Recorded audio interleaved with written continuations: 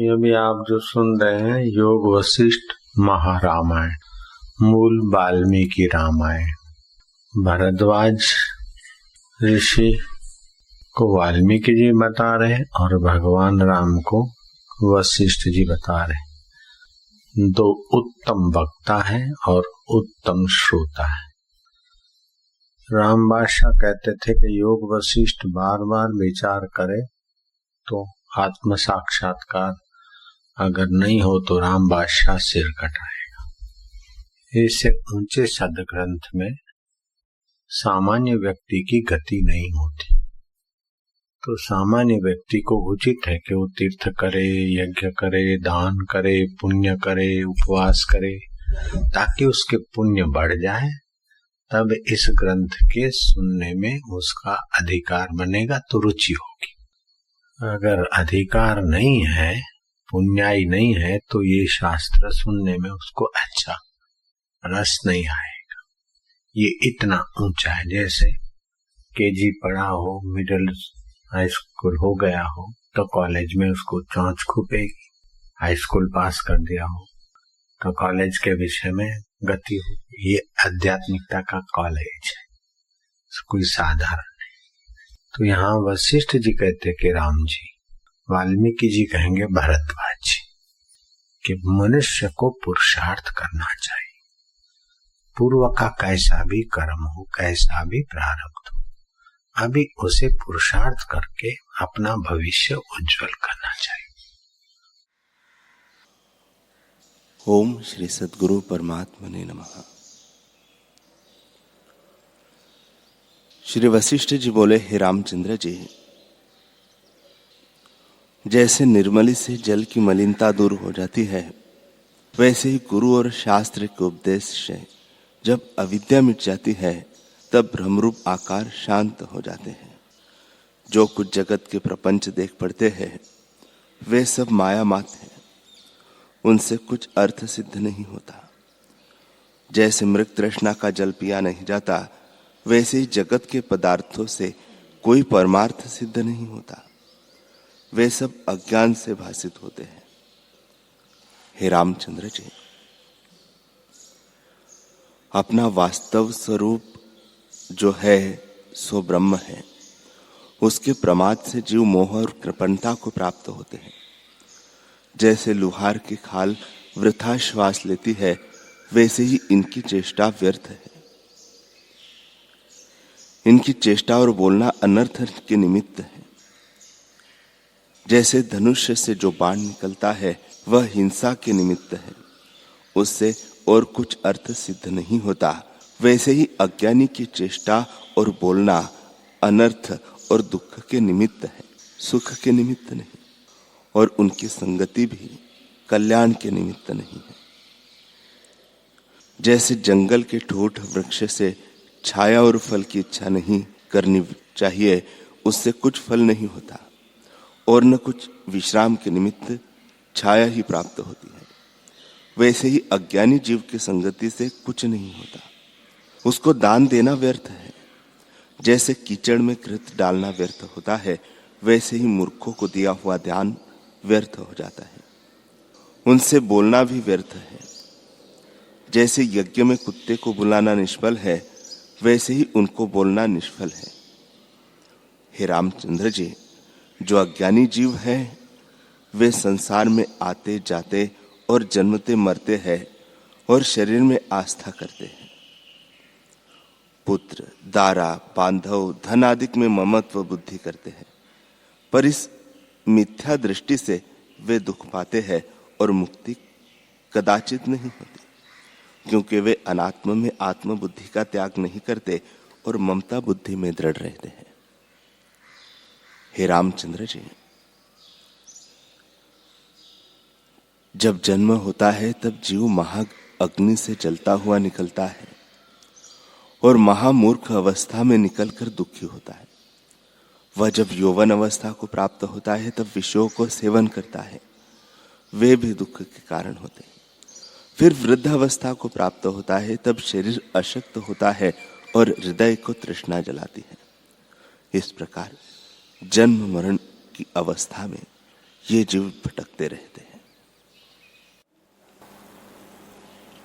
श्री योग वासिष्ठ महारामायण निर्वाण प्रकरण सर्ग 227। अग्नि बोले, हे राजन, ऋषिश्वर ने जब इस प्रकार उस बधिक से कहा तब उसने धनुष बाण डाल दिया और बोला, हे भगवान, जिस प्रकार मैं संसार समुद्र के पार हो जाऊं वह उपाय कृपा करके मुझसे कहिए, परंतु वह उपाय दुसाध्य न हो और न मृदु हो, अर्थात जो अल्प भी न हो और कठिन भी न हो। ऋषिश्वर बोले, हे बधिक, मन को एकाग्र करने का नाम शम है। इंद्रियों को रोकने को दम कहते हैं, वही मौन है। मन को एकाग्र करने से अंतःकरण शुद्ध होता है और अंतःकरण की शुद्धता से आत्मज्ञान उपजता है। इससे संसार भर निवृत्त होकर परमानंद की प्राप्ति होती है। अग्नि बोले, हे राजन, इस प्रकार जब ऋषिश्वर ने कहा तब वह बधिक उठ खड़ा हुआ और प्रणाम करके तप करने लगा। इंद्रियों को उसने संयम में रखा और जो अनिच्छित यथाशास्त्र प्राप्त होता उसका भोजन करने लगा। हृदय से सब क्रियाओं की मौन वृत्ति धारण की।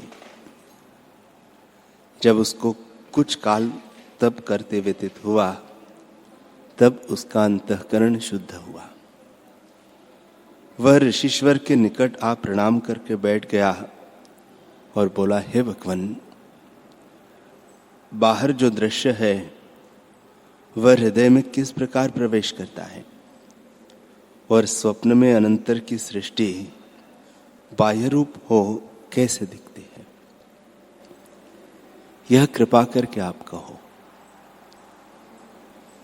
ऋषिश्वर बोले, हे बधिक, तूने यह बड़ा गूढ़ प्रश्न किया है। यही प्रश्न मैंने श्री गणपति से किया था और उनके कहने से मैंने जो जाना है सो तुम सुनो। एक समय यही संदेह दूर करने का उपाय मैंने भी किया था। पद्मासन बांध बाहर की इंद्रियों को रोक मन में लगाया और मन, बुद्धि आदि को पुर्यष्टका में स्थित किया। फिर पुर्यष्टका को भी शरीर से विरक्त किया और उसे आकाश में निराधार ठहराया। निदान जब विलक्षण होना चाहता तब विलक्षण हो जाता और जब शरीर में व्यापा चाहूं तब व्याप जाता। हे बधिक, इस प्रकार जब मैं योग धारणा से पूर्ण हुआ तो एक समय मैंने देखा कि एक पुरुष मेरी कुटी के पास सो रहा था और उसकी श्वास भीतर बाहर आती जाती थी। उसको देखकर मैंने यह इच्छा की कि इसके भीतर जाकर कौतुक देखूं कि क्या अवस्था होती है। ऐसे विचार कर मैंने पद्मासन बांधा और योग की धारणा करके उसके श्वास मार्ग से भीतर प्रवेश किया। जैसे ऊंट ऊँघता हो और उसके श्वास मार्ग से भीतर सर्प प्रवेश करे, वैसे ही मैंने प्रवेश किया। उसके भीतर अपने अपने रस को ग्रहण करने वाली नाड़ियां मुझे देख पड़ी। कई वीर्य को ग्रहण करने वाली है, कई रक्त और कफ को ग्रहण करती है, कई मलमूत्र वाली है। अनेक विकार जो उसके भीतर थे सो सब देखे। इससे मैं अप्रसन्न हुआ कि यह तो महा अपवित्र स्थान है। यह रक्त मज्जा से युक्त महानरक के तुल्य अंधकार है। फिर और आगे गया तो वहां एक कमल देखा जिसमें उसका संवेदन फुरता था और संवित शक्ति जो महातेज युक्त हृदय आकाश है वह भी वहां स्थित था। वही त्रिलोकी का आदर्श है। त्रिलोकी में जो पदार्थ है उनका दीपक है और सब पदार्थों की सत्ता है। ऐसे संवित रूपी जीव सत्ता वहां स्थित थी, उसमें तद्रूपता को प्राप्त हुआ। फिर मैंने सूर्य, चंद्रमा, पृथ्वी, जल, तेज, वायु, आकाश, पर्वत, समुद्र, देवता, गंधर्व आदि नाना प्रकार के स्थावर जंगम विश्व को देखा। ब्रह्मा, विष्णु और रुद्र सहित संपूर्ण सृष्टि को उसके भीतर देखकर मुझे आश्चर्य हुआ कि उसके भीतर सृष्टि क्यों कर भासित है। हे बधिक, उसने जागृत में उस सृष्टि का अनुभव इंद्रियों से किया था और भीतर चित्तत्व में उसका संस्कार हुआ था। वही भीतर भासने लगा। भीतर जो भूत सत्ता थी वह उसके स्वप्न में बाहर सृष्टि रूप बनी और मुझको प्रत्यक्ष भासित होने लगी। जैसे जागृत प्रत्यक्ष अर्थाकार भासता है, वैसे ही मुझको यह सृष्टि भासित होने लगी। हे बधिक, इस जागृत सृष्टि और उस सृष्टि में मैंने कुछ भेद न देखा। दोनों तुल्य है। चिर पर्यंत प्रतीत का नाम जागृत है और अल्पकाल की प्रतीत का नाम स्वप्न है, पर स्वरूप से दोनों तुल्य है।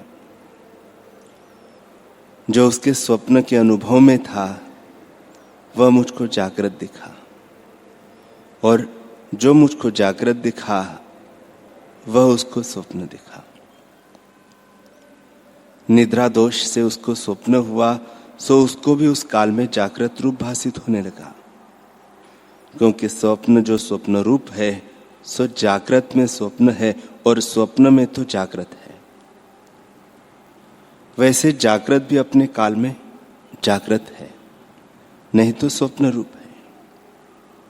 इसलिए जागृत में भी जो सत्य की प्रतीत है वही प्रमाद है। इन दोनों में कुछ भेद नहीं, क्योंकि जागृत और स्वप्न दोनों का अधिष्ठान चैतन्य सत्ता पर ब्रह्म ही है और उसी के प्रमाद से प्राण के साथ संबंध हुआ है। जब प्राण से चित्त संवेदन मिलता है तब उस स्फुरण के जीव, मन, चित्त, बुद्धि, अहंकार आदि नाम होते हैं। वही संवेदन जो बाह्य रूप हो फुरता है वह जागृत रूप जगत होकर भासित होता है। और 5 ज्ञानेन्द्रिया, 5 कर्मेंद्रिया और अंतःकरण चतुष्टय, ये 14 अपने अपने विषयों को ग्रहण करते हैं। इसका नाम जागृत है। जब चित्तस्पंद निद्रा दोष से अंतर्मुख फुरता है तब नाना प्रकार के स्वप्न की सृष्टि देखता है और उस काल में वही जागृत रूप भासित होता है। अधिष्ठान आत्मसत्ता जब संवेदन उसकी ओर फुरती है और बाह्य विषय के स्फुरण से रहित होती है तब न जागृत भासित होता है और न स्वप्न भासित होता है। केवल निर्विकल्प आत्मसत्ता शेष रहती है। हे बधिक, मैंने विचार कर देखा है कि जगत और कुछ वस्तु नहीं, फुरने ही का नाम जगत है। जब चित्त संवेदन स्फुरन रूप होता है तब जगत भासता है और जब चित्त संवेदन फुरने से रहित होता है तब जगत की कल्पना मिट जाती है। इसलिए मैंने निश्चय किया है कि वास्तव में केवल चिन्मात्र है। जगत कुछ वस्तु नहीं, मिथ्या कल्पना मात्र है। हे बधिक, जगत भावना त्याग कर अपने स्वरूप में स्थित हो जाओ। अब वही वृत्तांत फिर सुनो। जब उसके भीतर मैंने स्वप्न और जागृत अवस्था देखी, तब मैंने यह इच्छा की कि सुषुप्ति अवस्था भी देखो, और विचार किया कि सुषुप्ति प्रलय का नाम है, जहां दृष्टा दर्शन दृश्य तीनों का अभाव हो जाता है। परंतु जहां मैं देखने वाला हुआ वहां महाप्रलय कैसे होगा, और जो मैं जानने वाला न हूं तब सुषुप्ति को कौन जानेगा। हे बधिक, तब मैंने विचार कर देखा कि सुषुप्ति और कुछ नहीं, जहां चित्त की वृत्ति नहीं फुरती उसी का नाम सुषुप्ति है। ऐसे विचार कर मैंने चित्त को फुरने से रहित किया, तब उसकी सुषुप्ति देखा तो क्या देखा कि न कोई वहां अहम और त्वम शब्द है, न शुभ है न अशुभ है, न जागृत है न स्वप्न है, और न सुषुप्ति की कल्पना ही है। सब कल्पना से रहित केवल चित्त सत्ता मैंने देखी। जो तुम कहो कि तुमने सुषुप्ति निर्विकल्प कैसी देखी, तो उसका उत्तर यह है कि अनुभव ज्ञान रूप आत्मसत्ता सर्वदा ज्यों की त्यों है। उसमें जैसा आभास फुरता है वैसा ही ज्ञान होता है। यह जो तुम भी दिन प्रतिदिन देखते हो और सुषुप्ति से उठकर जानते हो कि मैं सुख से सोया था, सो अनुभव से ही देखते हो। वैसे ही मैंने भी वह देखा जहाँ चित्त संकल्प कोई नहीं फुरता, केवल निर्विकल्प है, परंतु सम्यक बोध से रहित है। उसी अभाव वृत्ति का नाम सुषुप्ति है। फिर मुझको तुर्यावस्था देखने की इच्छा हुई, पर तुर्यावस्था देखना महाकठिन है। तुर्यावस्था साक्षीभूत वृत्ति का नाम है। वह सम्यक ज्ञान से उत्पन्न होती है। वह जागृत, स्वप्न, सुषुप्ति अवस्था की साक्षी और सुषुप्ति किनाई है। जैसे सुषुप्ति में अहम त्वम आदि कोई कल्पना नहीं होती, वैसे ही तुर्यावस्था में भी नहीं। उसमें ब्रह्म का सम्यक बोध होता है, पर सुषुप्ति जड़ीभूत तमरूप अविद्या होती है। तुर्यावस्था में जड़ता नहीं होती, सुषुप्ति और तुर्यावस्था में इतना ही भेद है। सच्चिदानंद साक्षी वृत्ति होती है। सम्यक बोध का नाम तुर्य पद है। तुर्य इससे भिन्न नहीं। ऐसे निश्चय से मैंने इसको देखा। हे बधिक, चारों अवस्था मैंने माया अर्थात स्फुरण सहित भिन्न भिन्न देखी, पर आत्मसत्ता अपने आप में स्थित है। उसमें न कोई जागृत है, न स्वप्न है, न सुषुप्ति है, और न तुर्यावस्था ही है।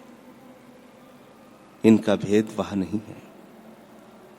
आत्मसत्ता सदा अद्वैत है, और ये चारों अवस्थाएं चित्त संवेदन में होती है। हे बधिक, ऐसा अनुभव करके मैं बाहर आया। बाहर भी मुझको वैसे ही देखने लगा।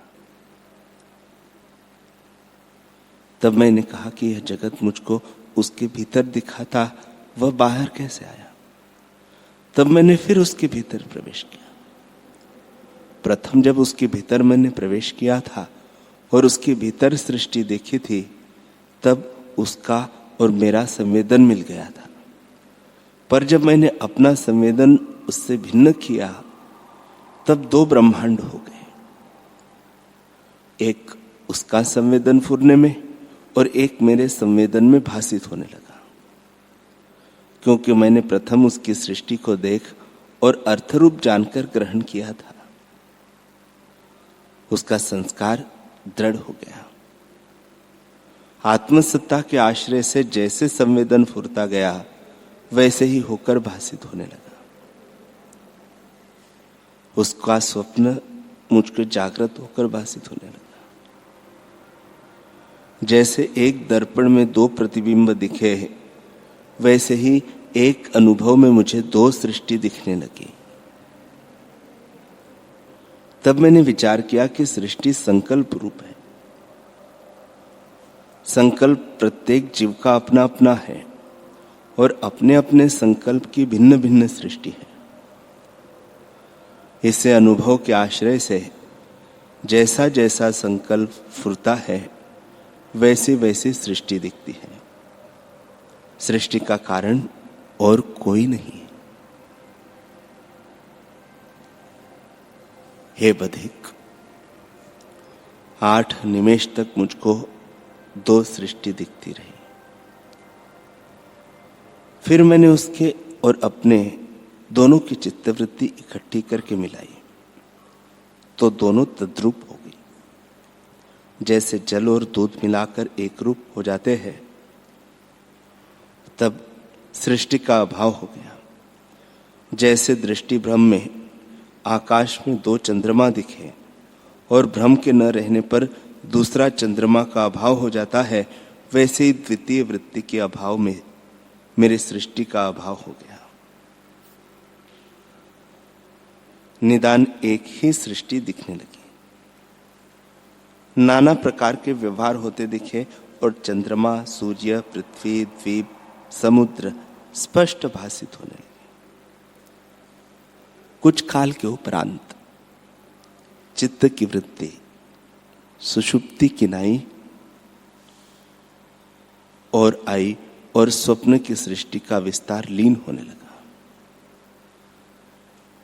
जैसे संध्या के समय सूर्य की किरणें सूर्य में लय हो जाती है, जब वह सृष्टि चित्त में लय होने लगी तब स्वप्न की सृष्टि मिट गई। सुषुप्ति अवस्था हुई और सब इंद्रियां स्थिर हो गई। हे बधिक, सुषुप्ति तब होती है जब जीव अन्न भोजन करता है और वह संवाही नाड़ी पर आकर स्थित होता है। तब जागृत वाली नाड़ी ठहर जाती है, उससे प्राण भी ठहर जाते हैं। तब मन भी ठहर जाता है, उसका नाम सुषुप्ति है। जब मन फिर फुरता है तब जागृत अवस्था होती है। इतना सुनकर राम जी ने पूछा, हे मुनीश्वर, जब मन प्राणों ही से चलता है तब मन का अपना रूप तो नहीं हुआ? श्री वशिष्ठ जी बोले, हे रामचंद्र जी, परमार्थ से कहिए तो देह ही नहीं है तो मन क्या हो? जैसे स्वप्न में पहाड़ दिखते हैं वैसे ये शरीर दिखता है, क्योंकि सबका आदि कारण कोई नहीं। इससे जगत मिथ्या भ्रम है। केवल ब्रह्म सत्ता अपने आप में स्थित है। जो तत्ववेता है उनको तो ऐसे ही भासित होता है। अज्ञानी के निश्चय को हम नहीं जानते। जैसे सूर्य उल्लू के अनुभव को नहीं जानता और उल्लू सूर्य के निश्चय को नहीं जानता, वैसे ज्ञानी और अज्ञानी का निश्चय भिन्न भिन्न होता है। शुद्ध चिन्मात्र आकाश में जगत भ्रम कुछ नहीं है, पर स्फुरण भाव से जीव अपने चेतन वपु को भूल ज्ञान बिना ही मन भाव को प्राप्त होता है। और तब मन आत्मसत्ता के आश्रित होकर प्राण वायु को अपना आश्रय कल्पना करता है कि यह मेरा प्राण है। हे रामचंद्र जी, फिर जैसे जैसे मन कल्पना करता है वैसे वैसे देह, इंद्रिया और जगत दिखते हैं। पर ब्रह्म सर्वशक्ति संपन्न है। उसमें जैसी जैसी भावना से मन फुरता है वैसा ही वैसा रूप भासित होता है, वास्तव में और कुछ नहीं, केवल ब्रह्म सत्ता ही अपने आप में स्थित है। मन का फुरना जैसे जैसे दृढ़ हुआ है, वैसे ही वैसे देह, इंद्रिया और जगत भासित होने लगा है। जैसे स्वप्न में कल्पना मात्र जगत दिखता है, वैसे ही इसे जानो। हे राम, जितने विकल्प उठते हैं वे सब मन के रचे हुए हैं। जब मन उदय होता है तब यह स्फुरण होता है कि यह पदार्थ सत्य है और यह सत्य है।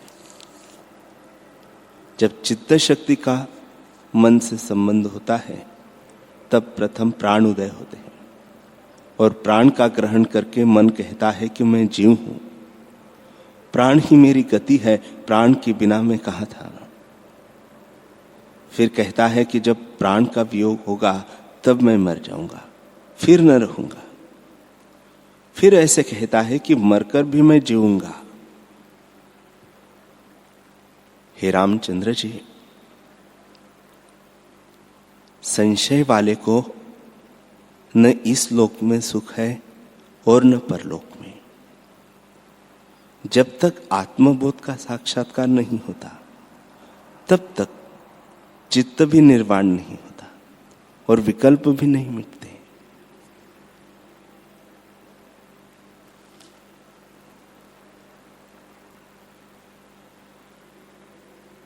हरि ओम।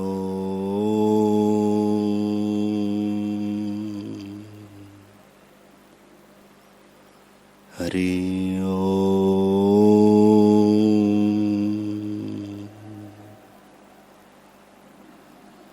ओम सहनावतु सहनौ भुनक्तु सह वीर्यं करवावहै तेजस्विनावधीतमस्तु मा विद्विषावहै। ओम शांति शांति शांति। श्री सद्गुरुदेव भगवान की जय।